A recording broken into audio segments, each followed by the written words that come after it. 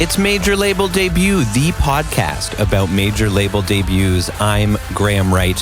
If you'll indulge me in a quick anecdote, back in 2006, my old band, Tokyo Police Club, went to Williamsburg, Brooklyn for the first time. And if you were around in those days, you know that Williamsburg was, in that moment, sort of perceived as the epicenter of hipster culture and, you know, Vice magazine and indie rock, which my band, of course, was peddling. And we drove to New York just to play this show, and we were going to the promised land, right? We're going to Williamsburg, Brooklyn to play in a warehouse. This is cool stuff, especially because we're four kids who live in a suburb in Ontario. We live in our parents' houses. We have part-time retail jobs. You know, we're basically high schoolers still. We're these schlubby, thrift shop adorned children. And here we're going to Williamsburg, and we pull up in our van outside the venue, and standing on the sidewalk is a young man and a young woman, and they're beautiful and hip, and the young woman is wearing like a cute polka dot sundress, which was very stylish at the time. And just as we pulled up and all looked at them with sort of wide eyes, a sudden gust of wind blew through. Like in a movie, the young woman's skirt blew all up, and she like wrestled it back down, laughing and smiling. You know, it's funny, that story sounds like it could be lascivious, but we weren't leering out of the van. We were like astronauts on a new planet. Our lives were so different from everything we were seeing, and everything we were seeing seemed to be so exactly what we'd been promised when we started a band. In that one moment, it really felt like, oh my God, it's all true. We went into the venue, and also in that venue, also playing the show that night, was a young man who was in another up-and-coming indie band who was doing his first ever solo performance. That young man was Ramesh Srivastava of Voxtrot.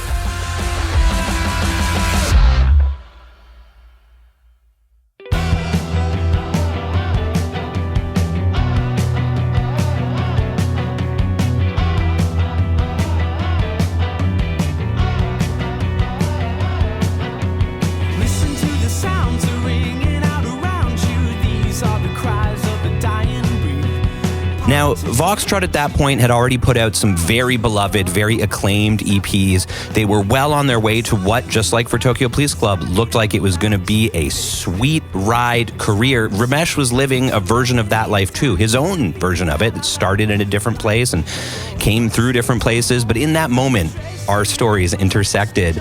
And then we went on to, be Tokyo Police Club for 20 years. Voxtrot went on to release a heavily anticipated debut album and then break up pretty quickly. A very different trajectory than we were on, and I'm sure a very different trajectory than anyone expected for Voxtrot, least of all Voxtrot themselves. We talk about Voxtrot's sudden ascendance and kind of equally sudden and abrupt ending, although they are back together now. They have new music, they're playing shows, so there is sort of a coda, and we talk about that too, and what it felt like to be on the receiving end of truly one of the meanest Pitchfork reviews I have ever read. And if you've ever read Pitchfork reviews from back in the mid-aughts, you know that's really saying something. All of this and more is discussed, so here to talk about Voxtrot's self-titled debut album, here's my conversation with Ramesh Srivastava.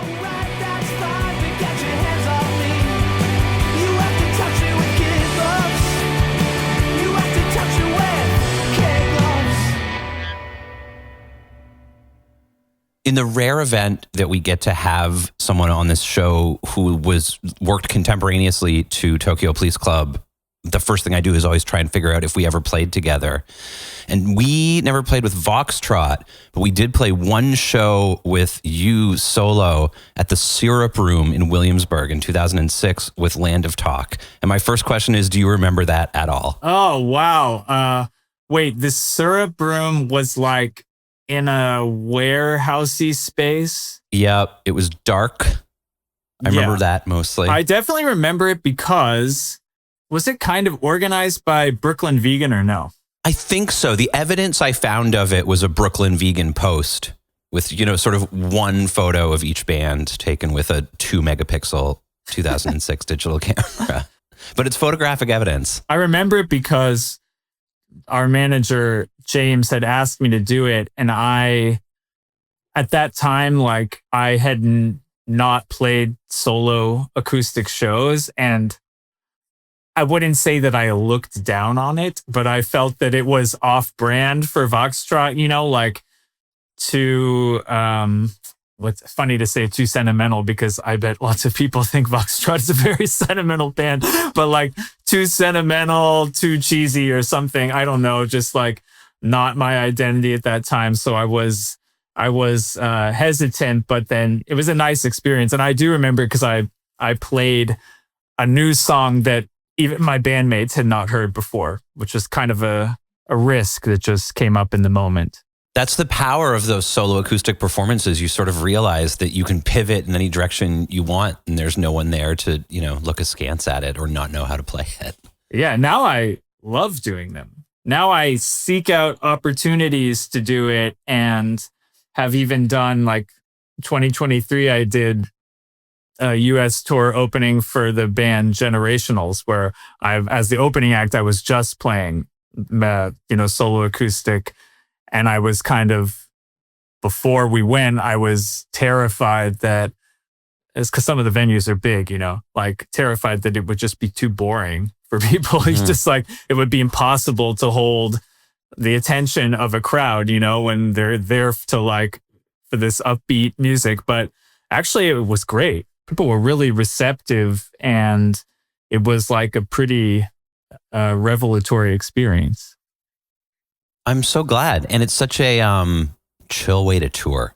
Yes, it is the chillest way to tour, because not only, of course, is the overhead is so low because you and a guitar, but they were really nice, and they just let me just ride in their van with them and sleep in their hotels with them. Wow. So all I had to do was be there and play 30 minutes a night every night at the beginning, and then I would be walking around exploring whatever city. So it was really cool. That sounds like a dream to me. And that's the kind of dream that becomes a dream once you've toured in other ways. And, all of your daydreams shift away from rockstar glory and into more, I'll have some time to walk around the city and I won't have to load, 8 keyboards up 3 flights of stairs every night. So this is nominally a podcast about art and commerce and the music industry and the people who make the music colliding. And so the conversational journey that we're about to embark on is sort of based around that. And I really found it interesting listening back to your records and looking at, the Voxtrot story, because accepting the more recent reunion or revitalization or whatever you want to call it, it was a very condensed rock and roll story. Jumping ahead, when you announced the first farewell tour, you called it like a long simmering build, explosion, and almost instantaneous decay. I believe that's a quote from your blog post, which everyone loves to have their blogs quoted at them. And I will tell you that blog post has been quoted more times than anything else I've ever, which I take as a compliment, but it's funny, like that has just ended up being the tagline for every article that ever mentions the Voxtrot reunion. Well, it's such a, it's like this rare, tight story. It's and we really found doing the Tokyo farewell stuff a couple years ago, it clarifies everything for people. The narrative now has an endpoint, and so everyone looks at it through the lens of that endpoint, which obviously transforms it, but also it's tidy and attractive to people, I think, in that way. But before all of that, at the beginning of Voxtrot, speaking of dreams, when you started the band, what was the dream? When we started, I was going to say when we started Voxtrot, and that's true, it's a band, but when I started Voxtrot, and I make that clarification because Voxtrot began as a recording project. I and still am, but was deeply obsessed with Belle and Sebastian at that time. And that is for sure that was the vision going in.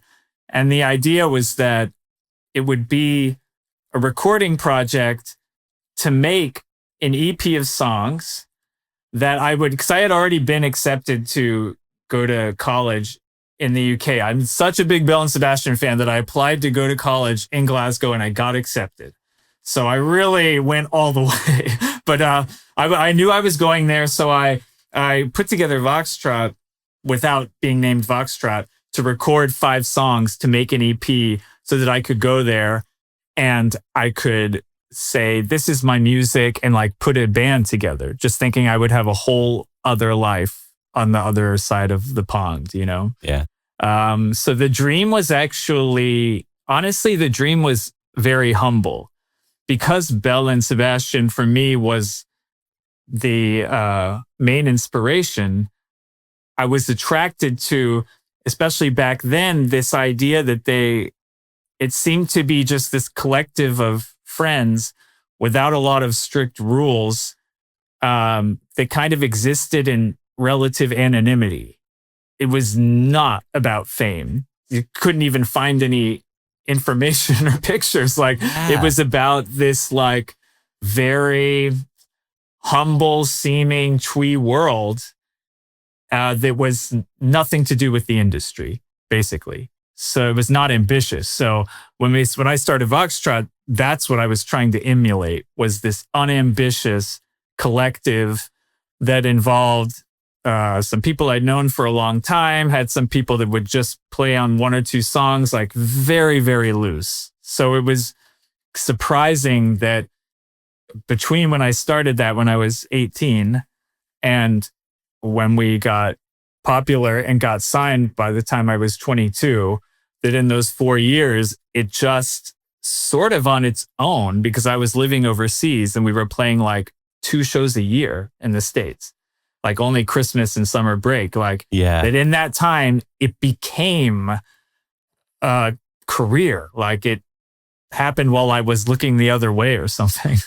That feels very aughts. You know, the internet sort of just starting to bubble up and enable things like that to happen.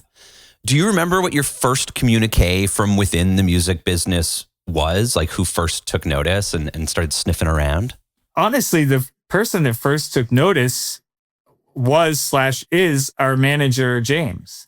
James was the booker at a club I'm sure you've played called Emos. Yep. I hope that you played the original Emos. We did. No disrespect to the second incarnation, just that was my time. My time with Emos was in the original location, which to me, growing up in Austin, that was like a hallowed ground. I think hallowed means holy. I don't know. I hope it doesn't mean like evil or something. But I'm sure it means holy. I really think you're right with that. It was a hallowed ground. It was like we would go in high school to shows at Emos, and then as I became more involved with, still just a teenager, but with the scene, so to speak, it was like, whoa, if we could get on a bill at Emos, that's like indie gold in Austin at that time. And our friend Helen was managing us. She sent a CDR to James.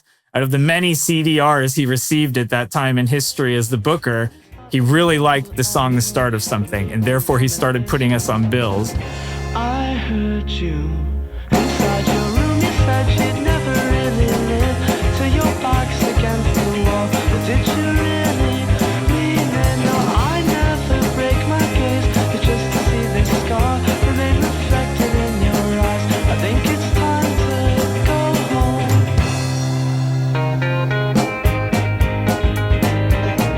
And then he emailed me one day when I was still living in Glasgow and said, if you want to make a career out of this, I would like to be your manager, but you have to move home to do it.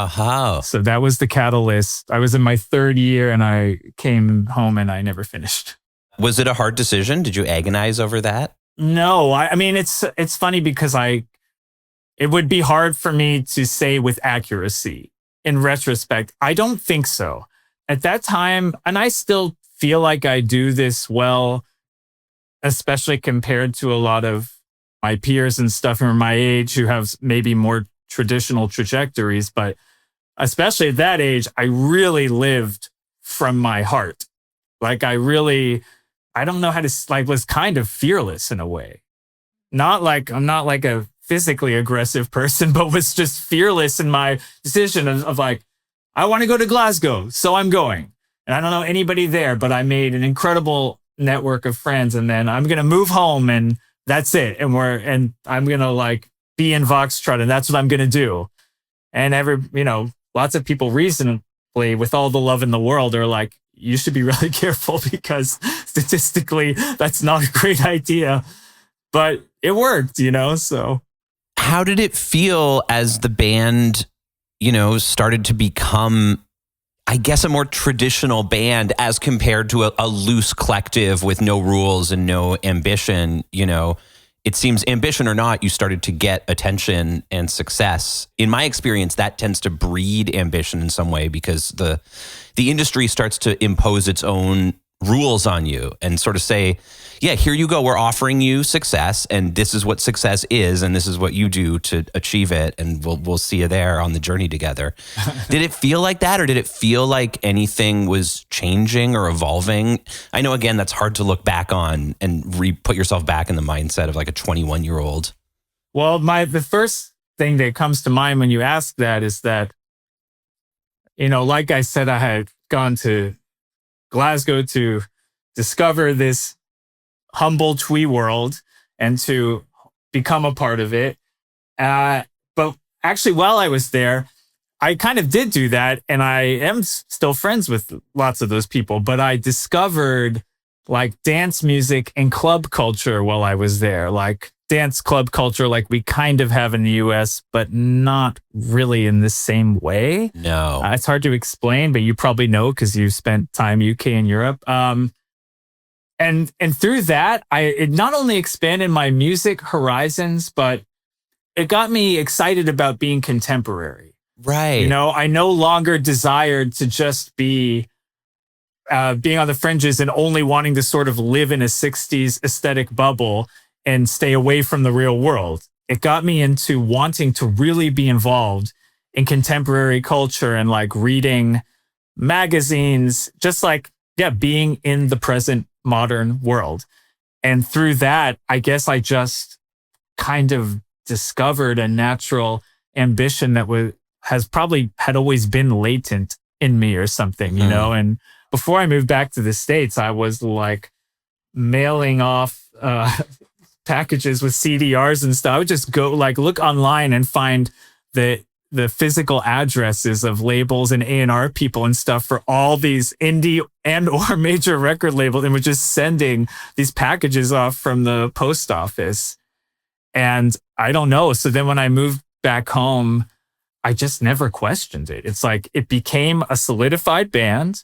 Soon it was the 5 people that were then in Voxtrot for a long time. And we had a touring schedule, everything. And I just never thought twice about it. Yeah, there's something I found so exciting in a way that sounds so familiar that you're saying about being in the UK, especially at that time. I guess I have nothing to compare it to, but those club nights, which shocked me to my core. I was 19 the first time we went, and I'd never seen anything like that, let alone something like that where the music that was blasting was like a Tokyo Police Club demo we recorded in my parents' basement.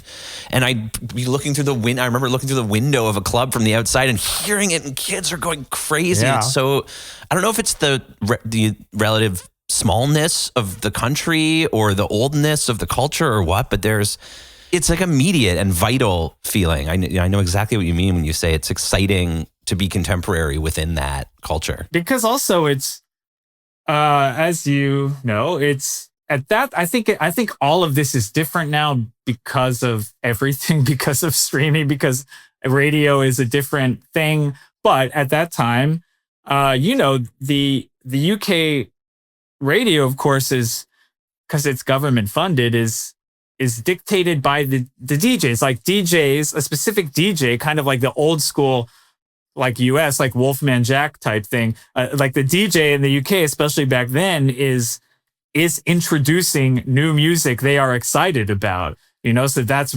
why bands, especially back then, become really buzzy, really fast. And it's like they kind of seem to rise out of nowhere. And then the prominence of, or how much the UK media was respected back then causes that band to become big everywhere, even in the States. Whereas in the United States, it's like you had the indie culture of college radio and like the set of people that were generally into indie music, but the mainstream is a way bigger, it feels like a monolith you could never break through. It's like this huge paywall. So they feel like two separate things, but in the UK, it's a seamless trajectory of ascent. I remember sitting in, I think it was Island Burgers in Manhattan with our manager, and the radio was on. We were trying to get on the radio, and like a new Chili Peppers song was playing, and he was saying, "This is what we're competing against in America to get on the radio. Why would they play the Tokyo Police Club song when they could play the new Chili Peppers song?" Yeah. And yeah, it felt and transpired to be impossible for us. I mean, it happens. I guess like you do hear, it's like you hear weird stories like that huge Foster the People single, for example, that are like there on their Facebook page or something, like not even the band, like his Facebook page, and then something happens that causes, whatever, like it happens. But yeah, for the most part, it does feel like, especially back then, that in the United States, to get your song on mainstream radio, you would essentially have to run like the equivalent of a political campaign. Yeah.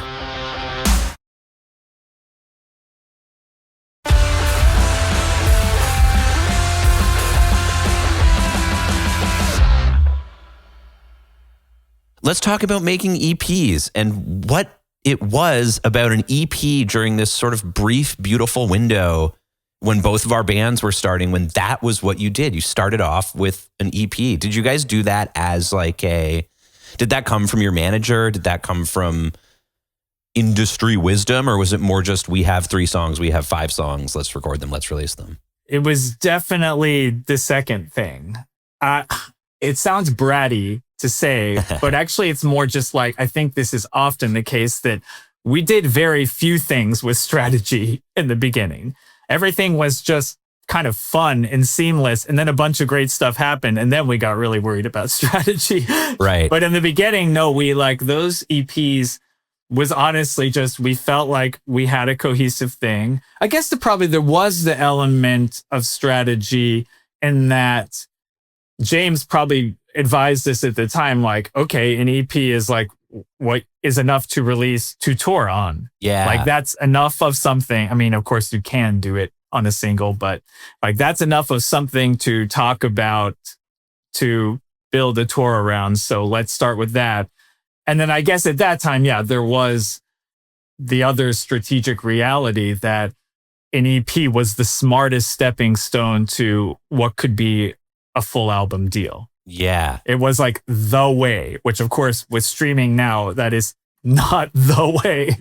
Well, it's so hard to even remember what it was like. I was thinking about this when I was listening to the EPs, and I remembered, right, because you had to sell the music in stores if you wanted people to hear it. And it was really hard to get record stores to sell a CD single because they could only sell it for $3.99 or whatever. And it takes up space, but it's only 1 or 2 songs. But an EP at least could be 6 songs, 7 songs. You can sell it for $12. And so they might actually stock them. Which is, I can't remember the last time I had a business conversation about CDs and selling them. Well, it's so far away now. Let me tell you, it's back. Oh, yeah? Because actually the CD, because for this new album, we've signed a distribution deal for our own record label, which is what put out those first EPs and has occasionally put out other stuff. But the CDs are like back in demand. So for the first time in 18 years, we pressed a lot of CDs for this album, actually. That's very exciting to me. I grew up on CDs, and that still feels right to me. Well, they sound amazing. Like, I mean, I've always known that technically the highest sonic fidelity is a CD, even though I know records have a warmth and they're the coolest. But CDs, it's like, when I heard, I guess it's called a DDP. I don't actually know what it stands for, but that's like the disc image that is used to glass master a CD. For this new album, when the mastering house sent us the DDP, and I listened to that, and I was like, holy shit, the fidelity on this is like what it should be like. This is how I wish that everybody that hears our album would hear it. You know, it's like the IMAX of listening experiences. That's well put. And IMAX, you know, I'm shelling out $40 to go see IMAX movies, but there's not an equivalent of that. Oh, you live in Los Angeles, don't you? I live in Toronto, actually. So it's shit. a whole other $40? I might be exaggerating, but once I get my popcorn and my, you know, my can of beer. Yeah.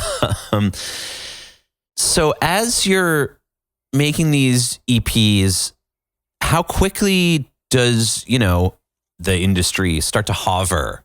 And like, where did the hype begin? Was it a blog thing for you guys first? Or do you remember where like the initial larger attention started to come from? Yeah, it was a blog. It was Brooklyn Vegan, actually. Oh yeah. God bless them. Because we played on the first tour that we did when I was 21, or the first like run up the East Coast. We played at this place called Rothko, and I guess Dave, Brooklyn Vegan, had, because I don't know how we did this back then, but basically we had this, we just like, this is our website, voxtrot.net, and we have, here's our song, the start of something, as a free MP3 on our website. And so that's like what got put onto the blogs or whatever. Yep. And then he must have discovered that, and then he came to the Rothko show and he wrote about it, and that is what started like everything for us. It was from that things started happening.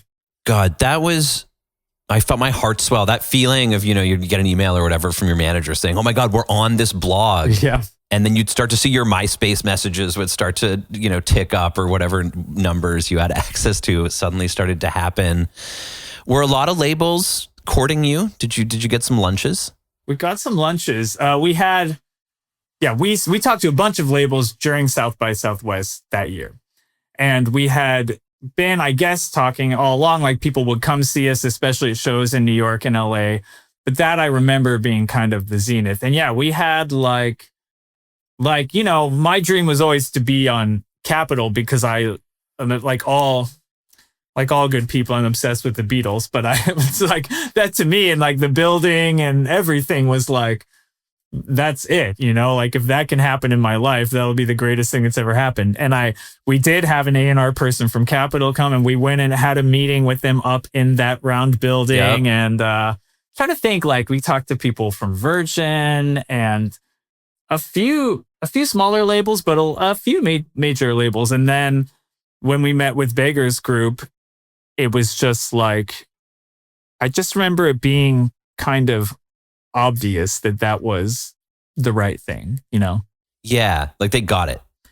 Yeah, they get it. I mean, they are just, in a way, I think that is like the best combination, and that like Martin Mills and Beggars Group in general, like it's not just that they have great taste, it's that like they just really understand like what good art is, and that is what drives it, you know? And Martin, has been doing it for so many decades. Even at the time that he, like that South by Southwest, like he saw us twice, you know? And it's like, you could just understand that, you could just tell that regardless of what age he was at that time, like he still absolutely just gets what is good. It's like it's a finger on the pulse type thing.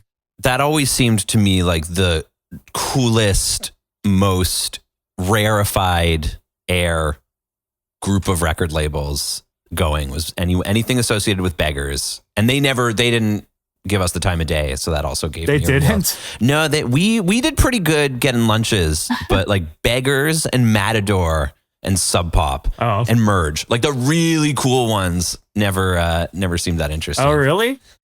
Wait, this is probably a really stupid question because of the name of this podcast, but were you guys signed to a major label? No, not quite. Oh. We signed to Mom and Pop, and that's the label we did the radio campaign with. And that was like Q Prime Management, which was like Metallica and Shania Twain and shit, built in-house a record label to do their own marketing and their own radio and their own everything for their bands, because they didn't want to compete with the labels. And then they realized, we should just get an A&R guy and have this be a label. And they got Michael Goldstone, who worked at Sire and shit. They brought him in to be the A&R guy. So it was all major label guys with major label. This was the pitch. Major label guys, major label mindset, major label experience and connections, but no shareholders. And so it's more artist friendly, and it's more, it will give you the warm cuddliness of an indie, and you won't be as pressured to, return on investment right away. That was the pitch. Didn't quite shake out that way, but it was, we moved some units on that record. I can't deny it.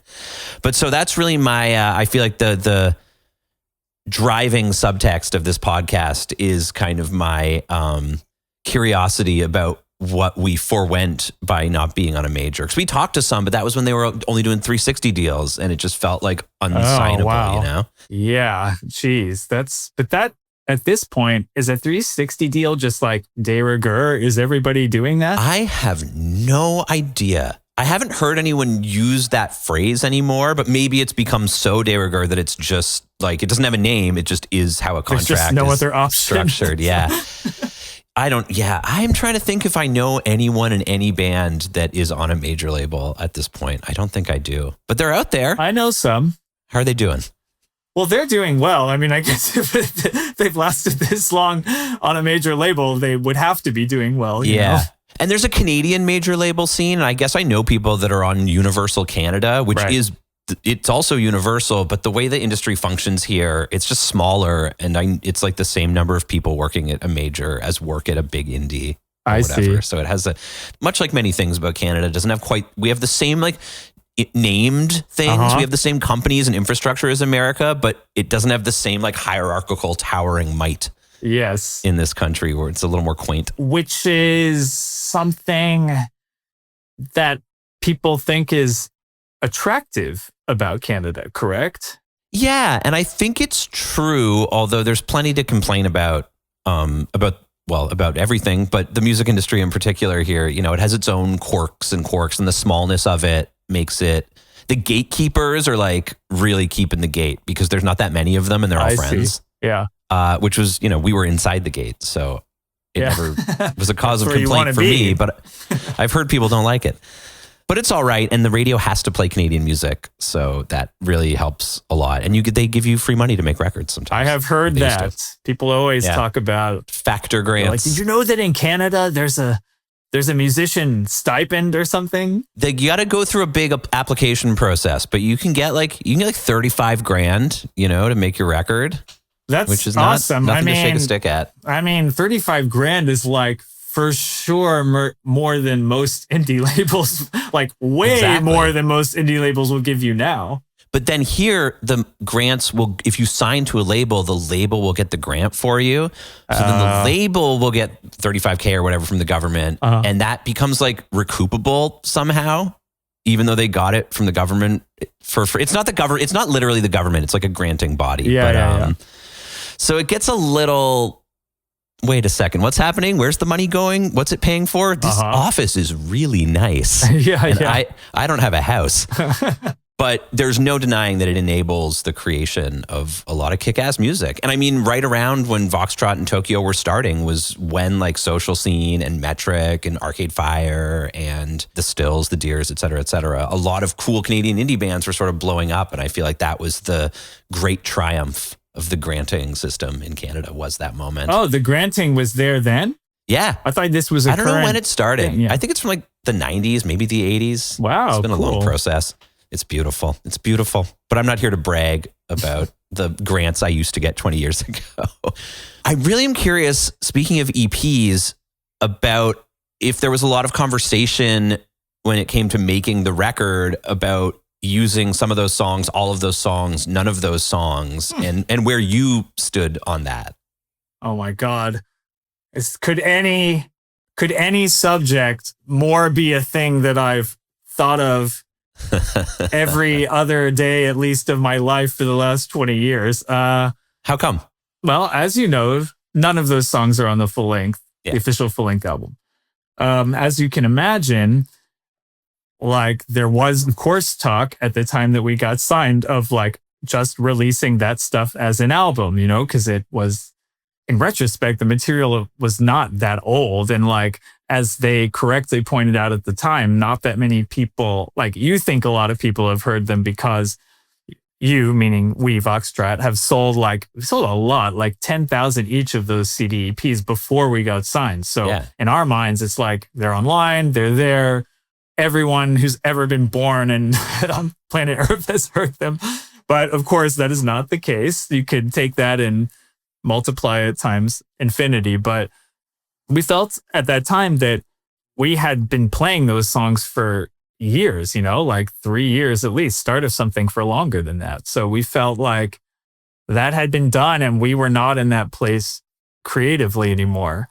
And to Beggars' credit, they just gave us complete creative control and they just let us do what exactly we wanted to do. And, when that didn't do well or did not meet the expectation commercially, which is funny to say didn't do well, because actually I think even in just physical units, it sold like 30,000, which now would be a pretty incredible, big number. But at the, versus what it was expected to do, didn't do that. Of course, we were disappointed and then had thoughts of maybe we should have just done the EPs as an album.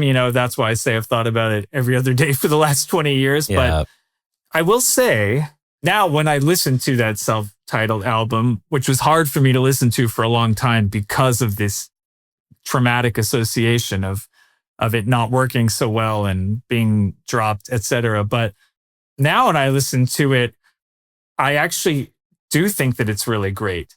And many people, in the years since then, that record has actually become very well loved and sells for a significant amount of money in resale and people value it, and I can see it now. And I wish that I would have just been able to zoom out of all of the negativity that I felt and see that actually we produced this great thing. And now when we play the songs, some of those songs live, people really resonate with them. So I'm glad that it's part of our catalog. I'm glad that it's part of our history, but it was a very difficult time. I wanted to quickly go through the creation of the record, and particularly, I've never had to ask this before, but I got to ask you for a pronouncer on the producer's last name.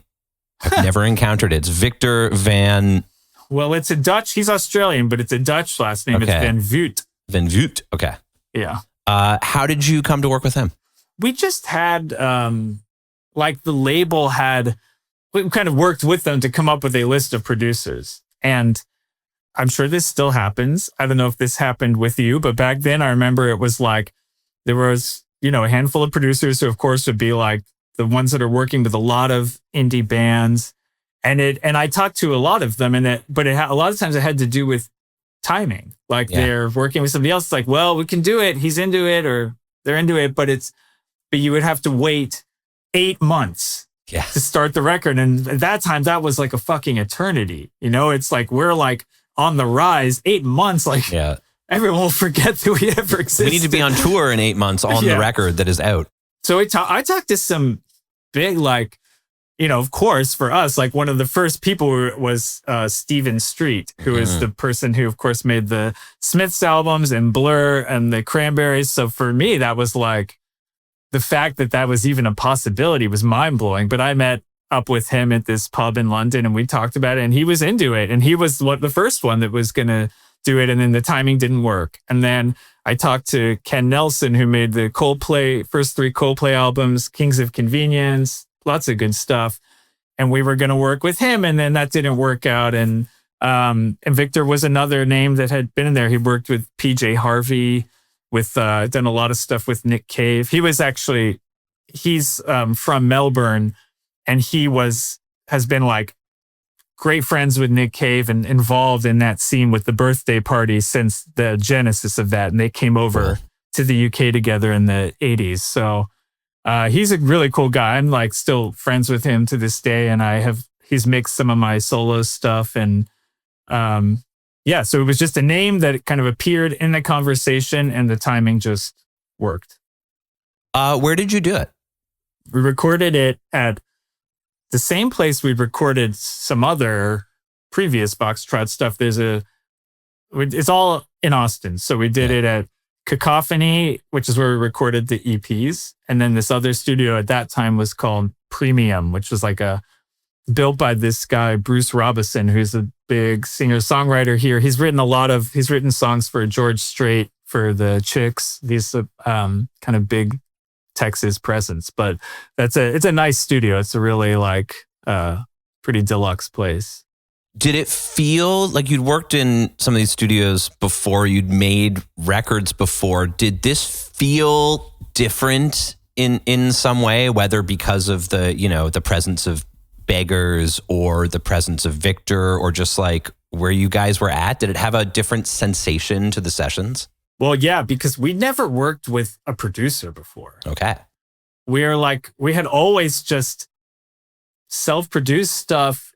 And I mean, we did it with Eric Wofford, who did the EPs, and Eric did generate a lot of ideas. That was we had great chemistry, but we had never worked with somebody coming in with the idea of a producer, that the producer will come in and change the sound. And Victor was not really like that. It wasn't like he was like, I'm going to totally change Voxtrot sound, but it was just a different dynamic. It was like a different concept that we never thought about. But at that time, we thought of it or at least I thought of it this is the trajectory.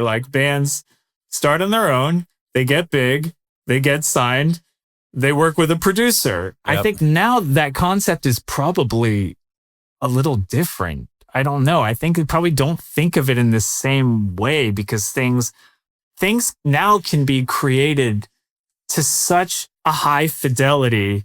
Back then, it felt like there was a certain level of fidelity that was out of reach unless you were working with certain people and with a certain budget.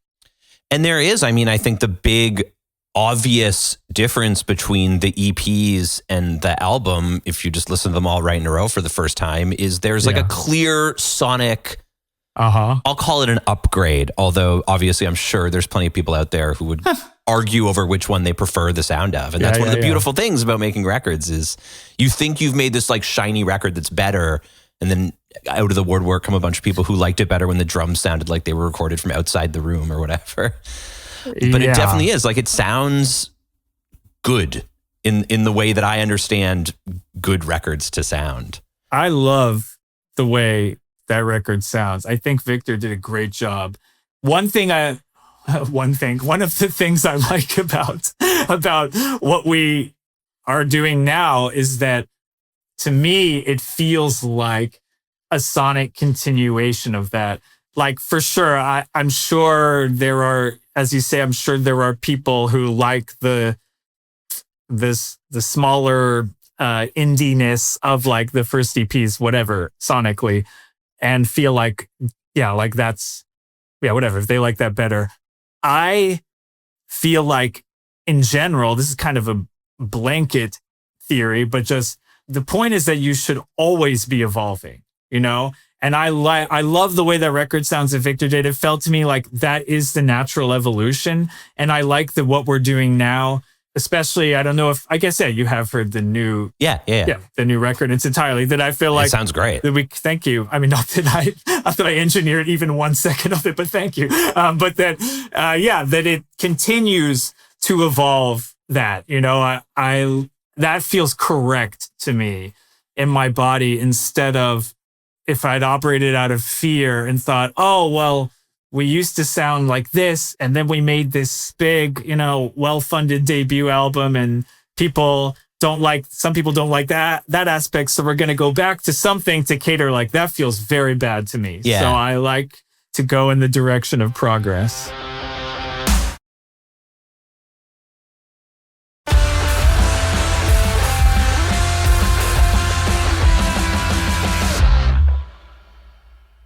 When you were writing the songs for this record, was there more consciousness of there being an audience and of that sort of, you want to progress, but then you start to write on purpose in whatever direction, and that changes the shape of how you work? Do you remember experiencing that consciously at all? I guess it had been so long, since, because I'd put out 2 solo albums since then. And with that had kind of, was just sort of humbled by that experience. I mean, there were some highs for sure, but like a lot of it was I had an expectation of what that reception would be like and where my career would go. And it was not like that. And so I had just been like, so humbled for like over a decade that by the time we started making this new Voxtrot album, it's like, the reunion tour was fucking awesome. I was blown away by the reception. I was blown away by what percentage of the audience is Gen Z and younger, which is a high percentage, more than half, I would say. So I was blown away by that. It gave me a lot of restored hope and, helped fuel the decision to make a new album of completely new material. But because I'd just gone so many years with like writing and releasing music and not getting the resonance I expected from it, hopefully I can retain it. I have a more like, I don't know, practical is the word. My attitude towards writing and finishing songs has changed to more of like doing it as a job, as though I'm like building something physical and I have to finish it. Like the inspiration, of course, comes from whatever it comes from, like something in my life or a book or a movie or something. Whatever the inspiration is, like that's the spiritual part. That's the first magic. And then it's like, no matter how I feel as I'm finishing it, like people will like this, people won't, like this is too commercial, this isn't commercial enough, whatever it is, like all of those fears. And then sometimes, you feel great about it, whatever's happening in that emotional oscillation as I'm making it, I just keep my eye on finishing it. Yeah. And that is what has enabled me to write this record. And I have the third solo album coming out that's been being recorded at the same time. And I've written enough material almost for one more of each project to come after this. So it's like, I just think of it as a job. And I look at each song as this is a job that I need to finish. That sounds healthy to me. I think it's the only way, because as you know, you cannot control the result. You can't control the reception. Yeah. Well, so let's talk about the reception you can't control vis-a-vis Voxtrot's self-titled record. But before, I want to talk about the leak. Oh, shit. I forgot. There was like this really brief period, like, I don't know if it was 5 entire years where albums leaking online was not only a thing that happened, but it was a big problem. I remember when our first record leaked, I remember where I was. We were in a freight elevator with our manager and he got a phone call. And when we went up this slow ass freight elevator, he was like, guys, I got some pretty devastating news. The record has leaked 2 months early. And it really felt, I don't know if it actually had any impact on anything, but it felt like a problem. It was going to like, we're going to sell less records. We're going to get less attention. This is like an obstacle. Do you remember what it was like for you guys?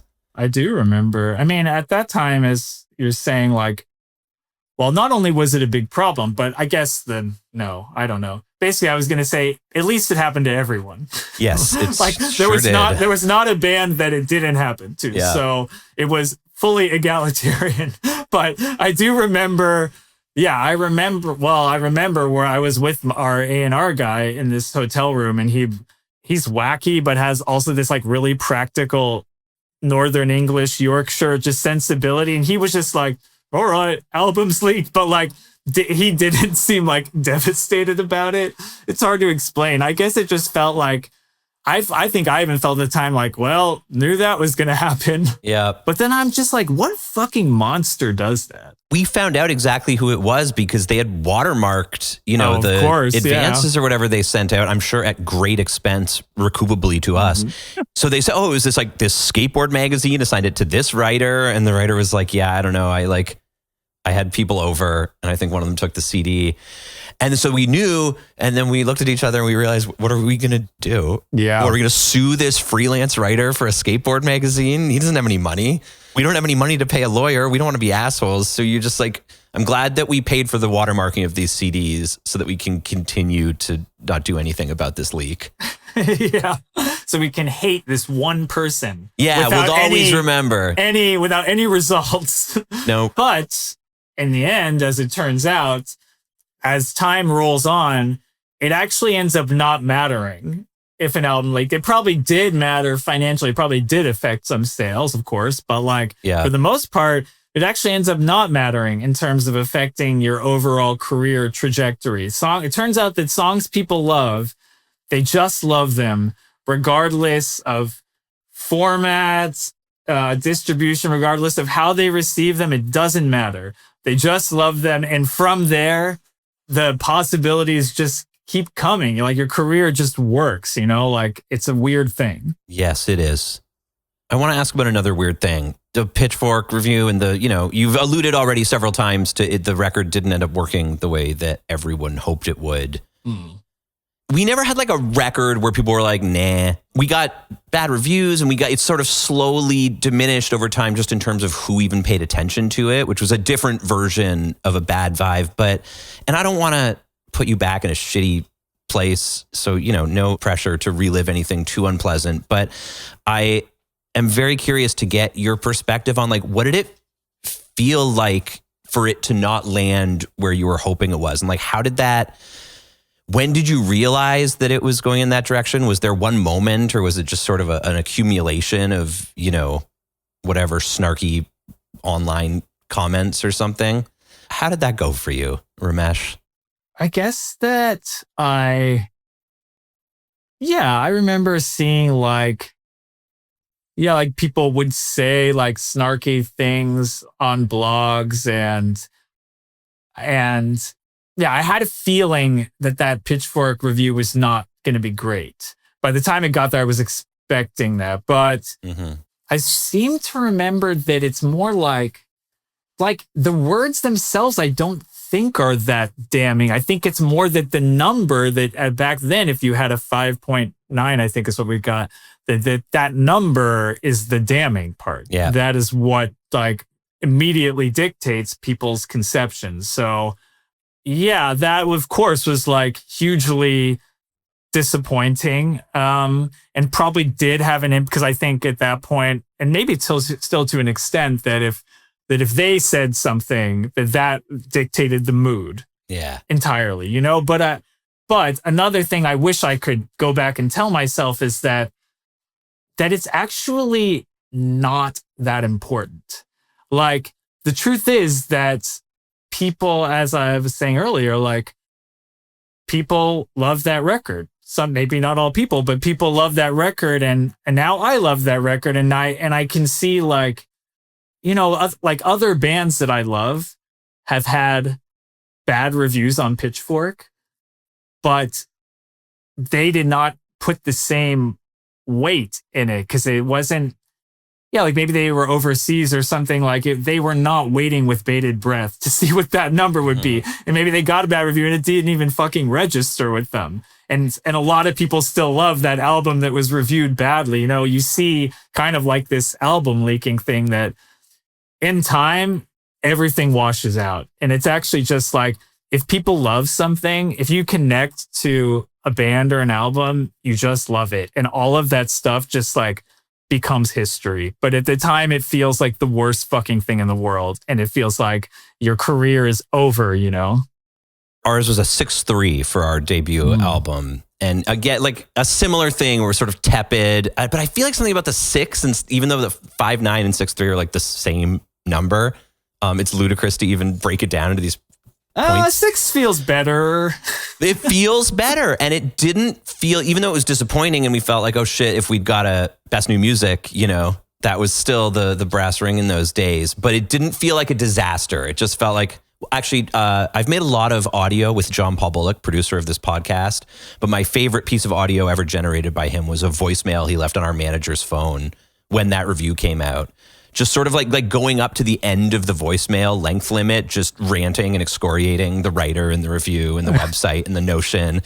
Yeah. And I really needed to hear that at that time. And that probably left more of an impression than a good review would have left on me. You know, having like someone that loves you stand up for you, that was nice. I guess it's like, I don't know. It's tricky. I mean, they still, to this day, I think they still cover great stuff, and they have a lot of intelligent journalism. Like, I'm glad it exists. And recently they've featured us a few times, which is awesome. But it is, I always think of the Willie Nelson quote that I'm going to paraphrase here, but don't pay attention to reviews, because if you believe the good ones, it means you have to believe the bad ones too. Yeah, it's so much easier to believe the bad ones, I always found. Yeah. So, you know, it's kind of, I think you have to develop what I would call a sort of like the same thing that is taught in meditation, you know, that you develop an identity, or you identify as the witnessing presence. You know, this is kind of the backbone of all teaching and meditation. The noticer. Yeah, that you are aware that there are like these ups and these downs, and there's fame and infamy and good reception and bad reception, whatever. But you just witness it, and you just like keep creating and keep doing. You know, like in Hinduism, they call it selfless work, which does not mean charity. It sounds like that, but means like working without a concept of the self, working without attachment to result. And that I do think that's true, that in time, if you really can calm your ego and continue to do that, then you will see that you don't have to worry about what people say all the time. And that's it's amazing, because it's so, in one way, that feels so natural almost when you're making art, making creative work. But on the other hand, and maybe this is the commerce of it all, inevitably sticking his hand in there, the ego is very hard to dismiss, or I've always found it hard to dismiss. And oh yeah, that's the reception, and that's the, you know, you see yourself. You grow up loving Belle and Sebastian. You know, I had the same. I remember going on their website when websites were still pretty new, and just wanting everything about what it seemed like their lives and their art and their career and everything you were describing about this beautiful group of like-minded, creative brothers and sisters. And I wanted all of it. I just wanted to, like, the feeling it made inside my body. I wanted to feel that feeling all the time. But that was already, I'm kind of looking at them from the outside and imagining myself in that character, so to speak, which is the self is very present in that. And it's, you know, it's a strange angle to come at it from. They, to me, are a really good example of sometimes I'm trying to think of some other artists like this. Like, I can think of a lot of electronic artists like this, but another good example to me is like Sufjan Stevens. It's sometimes artists or bands are able to be so unselfconsciously true to what they are that they do not try to bring anybody in. It's not an outward facing energy. It becomes like this like very, very small point in the universe that has incredible magnetic power. And everybody is just fucking drawn to it.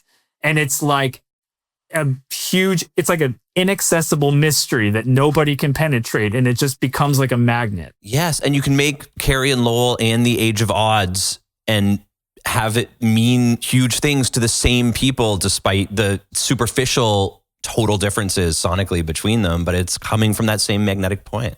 It's pretty awesome. I mean, I sometimes I'll get envious. I'm like, I wish I were that kind of artist, but I just have to follow the natural essence. And the truth is, like, I love people and I love being out there in the world. I even love doing interviews. I love all of that stuff. So it would be actually against my true nature to try and become inaccessible and enigmatic like that. Yeah, I'm so jealous sometimes, you know, you're Jax White or whatever, where they just seem so, wow, that's cool guy doing cool stuff, but it's not, it wouldn't be honest for me.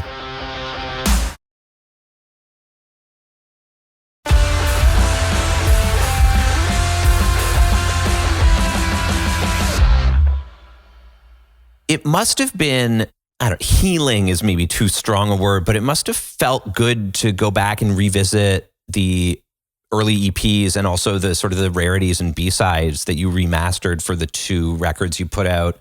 Was that 24 that those came out? 22. 22. Jeez, time flies. Well, 22, yeah, but I don't think we got the physical records till 23. You can say That it was sounds really, about right. whew. Another benefit of CDs, they can turn those things around in much more of a hurry. Yeah, that was truly I'll never live through a mail order nightmare like that again as long as I live. Jesus. Was it just like the plant took forever? Or you guys weren't in, what was that vinyl company that went belly up and everyone got mad at? Vinyl Me Please? No. It wasn't those guys. That. Okay. The people we did it with, like, I don't think it was their fault. I think it was, I think at that time, just a few years ago, there was just, for everyone, there was just a huge backlog. And a lot of the wait time, I think I found out, is actually related to printing the jackets. And there's such a big backlog for that it causes, I think that's what, or maybe that was just ours. But yeah, I don't know if they could have done anything different, but it was truly hellacious. Like, it just got so fucking out of control because I think it took like, oh God, I don't know. I think it took like 9 months in the end or something. So we didn't have them for the tour. And then I would answer like 65 really angry emails every single day up for the last few months. It's horrible. Yeah. Our 2010 record, the one we did with Mom and Pop, the closest thing Tokyo Police Club had to a major label debut, the whole release of it got delayed by it was only a few months, but it was because the UK vinyl plant got delayed. And so we delayed the whole release. And then so we were playing, this is another woe is me, boohoo, tiny violin thing. But we played the main stage at Coachella. They booked us this big, the album's supposed to have been out for a month. You guys are going to go up there and claim your place as the new kings of indie rock, Step Aside Vampire Weekend.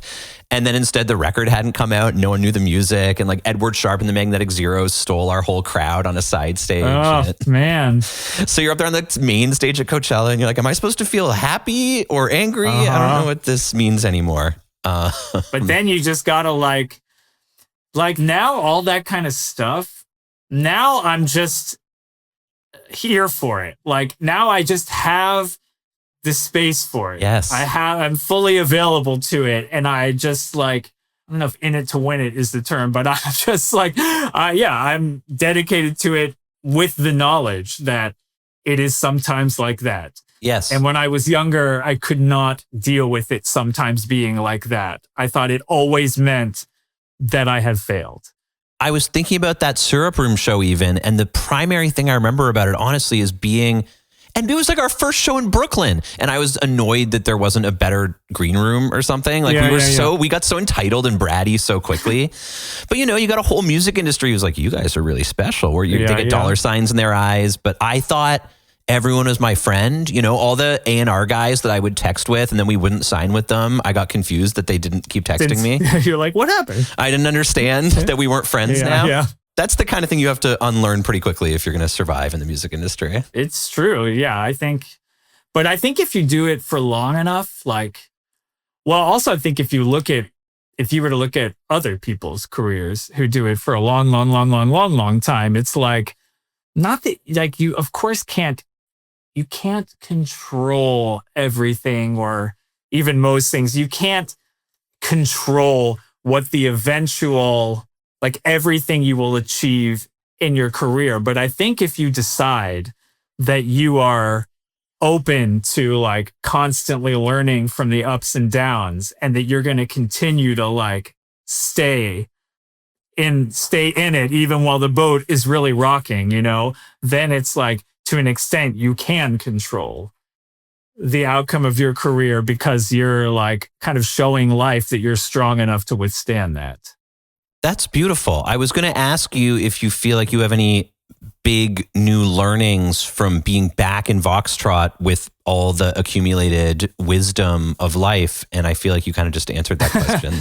Yeah, I guess that is the answer to that question. Yeah, I think of it, I'm way more purposeful about it now. I think I say this a lot in interviews since we've reformed, but just this very basic thing that before I did not regard music as a gift, or even, let's say, musical talent, musical ability. I didn't regard it as a gift before. I regarded it as just something I did. Like, that is, like, that's the door I walked through. That's the job I chose, and the classified as that's the job I chose. And so that's just a thing you can do, versus like that there's some inexplicable spiritual imperative. And now I really, really do regard it as a gift. I really understand that, like, this thing in me that is so geared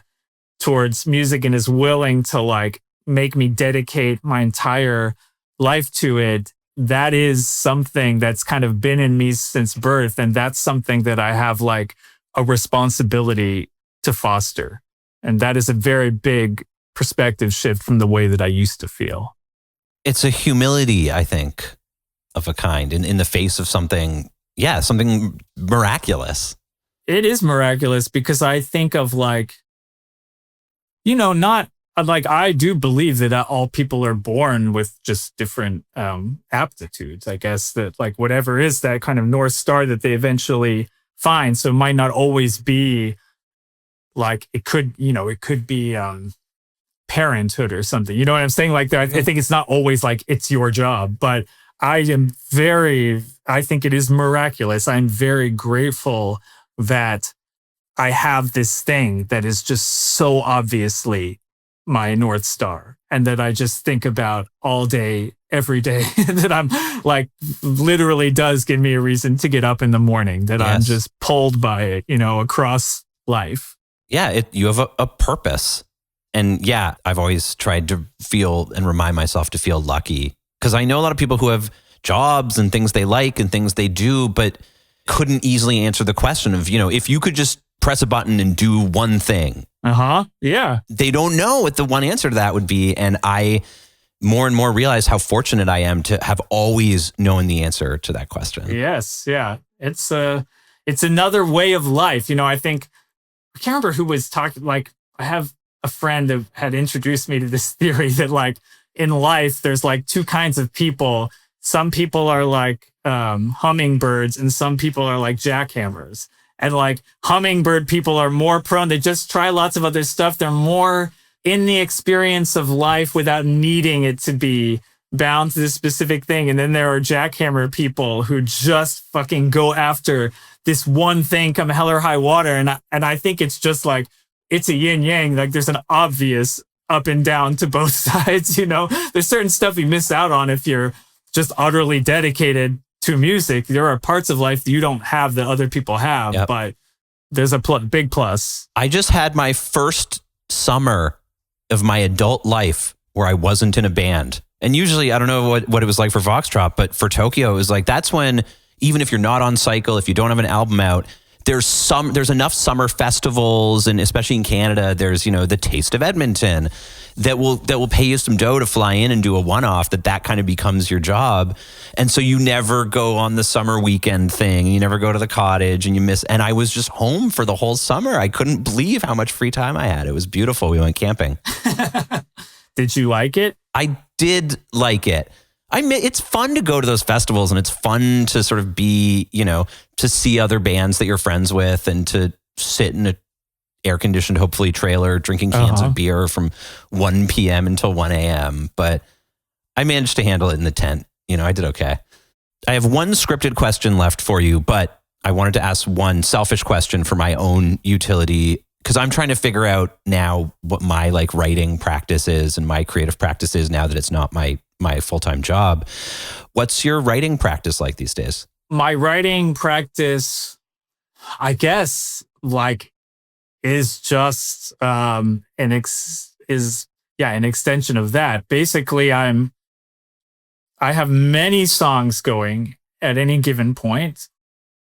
And like we were talking about earlier, after the original kind of spiritual impulse, the original inspiration. That, of course, is what kickstarts. And once you kind of know what it's about, you might even write most of the song in that first sitting. But then oftentimes they'll sit in at 75% completion for a very, very, very, very, very long time. So I always have a bunch of them that are like there in rotation. And I just will get to a point where when I have a good block of time, I will just put it as like a to-do bullet. Like, I am finishing demoing this song today.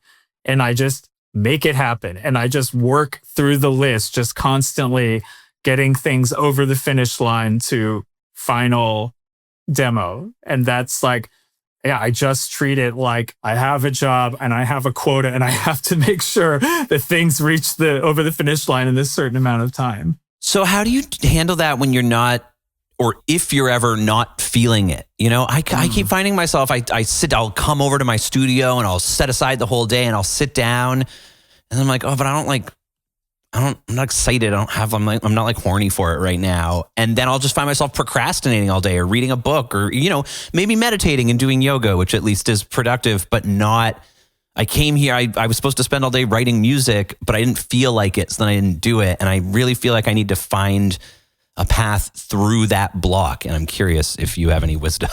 Well, I think the answer to that is that this is like a pretty non-answer, but I think the answer is that you don't let yourself do any of those other things. Yeah. I think it's that you have to like learn to do it the same as you would a job where you have a boss. Like, you have to learn to do it even when you're not feeling it.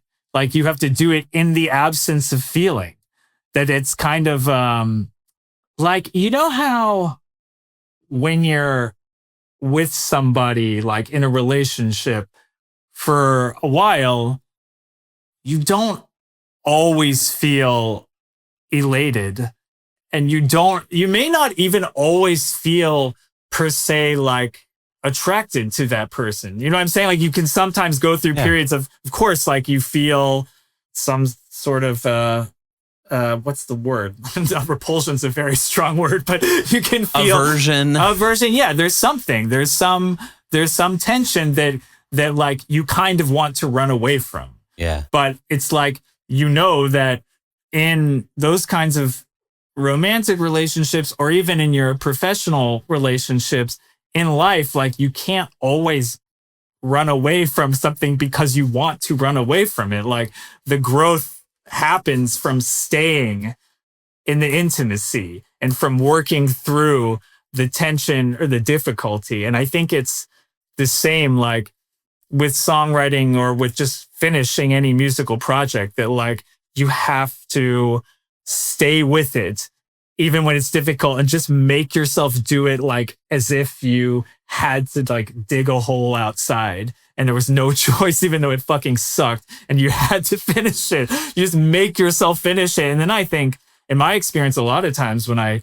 go back and listen to what I did when I made myself do it, even if I didn't feel elated or inspired in that moment, I actually like the result, you know, because I'm a musician. I've been making music for however many years. And so you should just trust that the thing you make is good. Like, you probably will like it. Yeah. Wow. Thank you. Damn, I've never thought about it from quite that perspective before. Maybe this is the downside of having that gift of being able to make music and wanting to make music. I sometimes find myself oftentimes falling into the trap of it exists outside me. It's the muse. It visits me when it does, and I am but a vessel for it. And so I have no control. I have no power over this. But then if the muse isn't present, then you need to find another way. Well, you got to show up for it. Got to show up for it. That's the deal, right? It's like, if let's say the muse is really a muse. I mean, not like a human shaped figure, but let's say the muse, and I do kind of think that's true, the same way that like when you have a true love connection with another person, to go back to that analogy, that is like, as I'm not the person that came up with this, I remember my therapist saying that it is essentially like a visitation from the God. You could say the God of love. It's like a visitation. You could, in the same ways as kind of like Greek, what do you call that? Polytheism. You could say that there's a God of music, you know, that that is a thing that shows up, that is an amazing mystery that all musicians end up building a life around because it's so intoxicating. But it's like, I do think you have to show up for it. Like, you're in this weirdly conscious relationship with this thing, and you got to keep showing that you're like mind, body, spirit, like you're dedicated. Beautiful advice for me and maybe for the listeners as well. And of course, there's only one place to go from something so profound, which is the traditional final question we always ask on major label debut. Well, you were in the studio in Austin making the self-titled Voxtrot Beggars Group debut. What were you eating? Oh my God. I wasn't eating much. I was really a creature of the night back then, so tough to say. But I was probably eating a lot of, Austin, it's famous for breakfast tacos, and I was probably waking up at like 1 p.m. back then. So who knows? Probably a lot of that. Yep. It is. I think this is the first Austin recorded record we've covered on the show, but we've talked to a lot of California record people, and the answer is always burritos. Oh, there you go. Of course. But those are California burritos. I think, yes. An Austin burrito or breakfast taco might be even closer to the ideal. Even closer. Thank you so much. And welcome back. It's so gratifying and inspiring, frankly, to have Voxtrot back in the scene. And the record, as I said, the record sounds great. I will be at the show in Toronto, April 6th. Awesome. And at the Great Hall, which is a good venue. I don't know if you've ever played there. A great venue. No, I never played there. Some might say.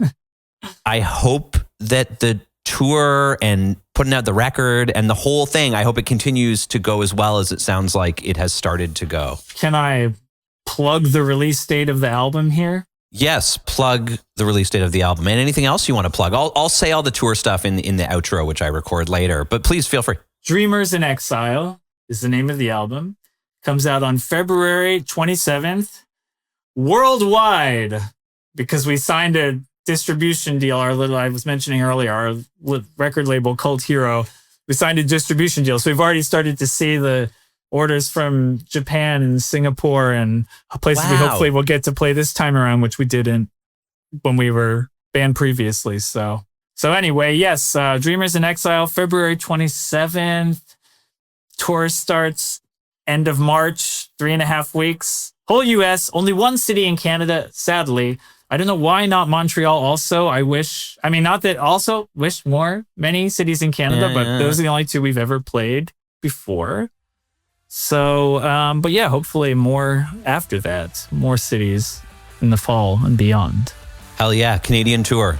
And Canadian only tour, yes. We got lots of markets, speaking of Jack White. I love a happy ending. And to me, Voxtrot finding their way back together after all these years and seemingly organically and honestly, and for what I guess you would call the right reasons, by which I mean they didn't just get like a big sack with a $sign on it. Not that you can turn down a big sack with a $sign on it. You know, we all got rent to pay. I think it's great. It seems really pure. It seems really true. The new Voxtrot album, Dreamers in Exile, is out now. It came out on February 27th. So this episode I'm recording this before because I'm going on vacation. You don't care, but it's the truth. Just pulling back the curtain a bit. That's what we do here on the show. Dreamers in Exile is the new Voxtrot album, and it's really well worth your time. As is their old stuff, their self-titled first record, the EPs they put out before that. They've collected some of those. You can, if you're on streaming, you'll see it's all there. Anyway, it was so great to talk to Ramesh. I can't say thank you enough to him. Just to talk to someone that was like in it at the same time as I was in it, so we share that common language. And just to hear his experience and to think about the band and the music and what they represented then and what they represent now. For me, just the fact that it sounds like, how can I say this without sounding like I'm damning it with faint praise? I mean this really, really complimentarily, as a compliment. It's like songs, it's music, it's a person with a guitar strummed chords and sang beautiful melodies with, great lyrics. There's no gimmick, there's no elevator pitch to it. It actually takes a little bit of time and attention to find something to grab onto in it for each individual person. It doesn't announce itself with a sledgehammer to the face. That doesn't really necessarily fly as much these days. You don't hear it in the same way. But Voxtrot made a real career out of it, and I think that alone is worth celebrating. So yeah, it was great to celebrate that music. It was great to spend time with it again. And once again, thank you so much, Ramesh, for the time and the energy and the generosity. The band is on tour. Just go to voxtrot.net to see all the tour dates. I'm not going to list them off here. They're going around America. They're popping into Toronto. They'll be in Europe. They'll be in the UK. It's a tour. So yeah, Voxtrot's Voxtrot with Ramesh Srivastava. Check. That's that episode of Major Label Debut. And stick around, there's more great MLD to come. We've got interviews, we've got our own chats and analysis. Our record club is rolling out now. John Paul and I talking about dry cleaning. Again, I'm going on holiday, so I don't know if that episode is coming out after you hear just look at the podcast feed. Subscribe to the podcast. This is the answer. Don't take my word for it. Press the subscribe button, and then the podcast app will tell you what's happening with the podcast, which is a more reliable source than me, the host. Also, feel free to follow us on the socials media and to tell your friends and, hit us up with suggestions for guests or records we can talk about or corrections to my various mistakes. I don't claim to be a journalist. I don't claim to be a music historian outside of my own self-guided self-education, which is just vibes-based entirely, like so much about how I run the show here. And the only reason that works is because I got two great producers behind me, John Paul Bullock and Josh Hook. Always produce the show, always knock it out of the park, and really make me sound like a coherent and sane person, for which I cannot thank them enough. It's a Herculean task. Greg Alsop composed, performed, produced, mixed, made our theme music completely and delivered to us in a neat little package. We had no notes on that. If you got scoring you need for a podcast, a show, a movie, anything, if you just have like a little bit of extra money kicking around and you just want someone to like make music you can play that's like your theme song at home, hit up Greg Alsop. I bet he'll do it, and I bet you'll love it. So that's my ad for Greg's services. And I'm really rambling now, which must mean the podcast is officially over. Thank you again so much for listening. That's the end for this week. But of course, Major Label Debut will return with more tales from the intersection of art and commerce. So long.